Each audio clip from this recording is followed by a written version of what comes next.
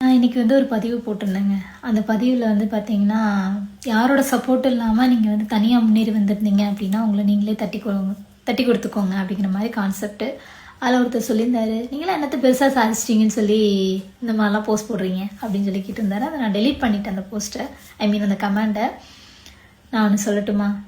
நான் சம்பாதிச்சதோ, இல்ல நான் சொத்து சேர்த்ததோ, இப்ப நான் இருக்கிற ஃபீல்டோ எனக்கு அதெல்லாம் முக்கியம் கிடையாது. அழகான வாழ்க்கைய வாழ்ந்துட்டுருக்கேன். சந்தோஷமா வாழ்ந்துட்டுருக்கேன். என்னோட கணவரோட, என் குடும்பத்தோட அவ்வளோ அழகா நான் வாழ்ந்துட்டுருக்கேன். அதுதாங்க நான் சாதிச்சதுல ஒரு பெரிய விஷயம். அதாவது அதை பார்க்கும்போது, அந்த போஸ்டர் பார்க்கும்போது எல்லாருக்குமே தெரிஞ்ச விஷயம்னா, நல்லா செட்டில் ஆயிட்டாங்க அந்த மாதிரி. ஆமாம், டு பி ஃப்ராங்க், நாங்கள் செட்டில் ஆகிட்டோம்.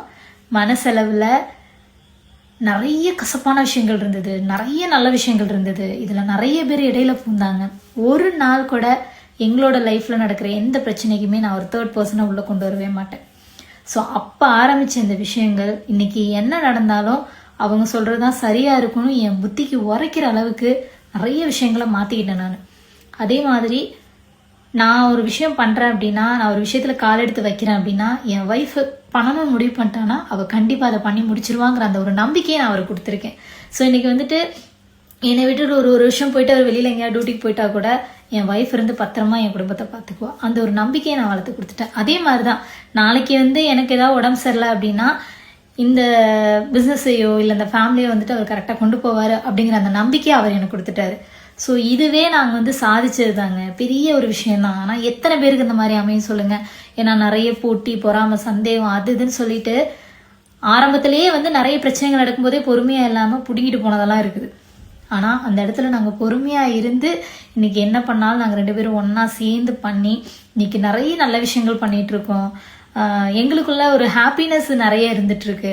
ஸோ இதை விட நான் பெருசாக சாதிச்சது ஒன்றும் கிடையாதுங்க.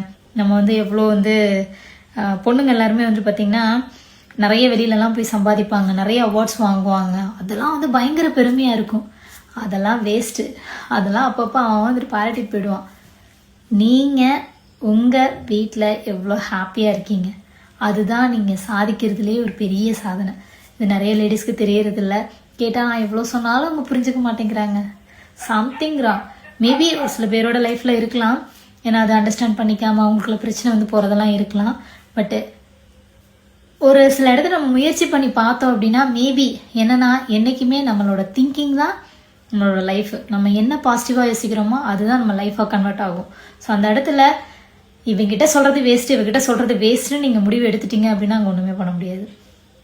இவங்கக்கிட்ட சொன்னால் ஒரு சொல்யூஷன் கிடைக்கும், இந்த இடத்துல இதான் நடக்கும் அப்படின்னு நம்ம ஃபிக்ஸ் பண்ணிவிட்டு பாசிட்டிவான ஒரு எனர்ஜியோடு அந்த கையை பிடிச்சிக்கிட்டு நகர்ந்து அப்படியே மெதுவாக போனோம்னு வச்சுக்கோங்களேன், சூப்பராக ஒரு படியில் போய் உட்காந்துடலாம்.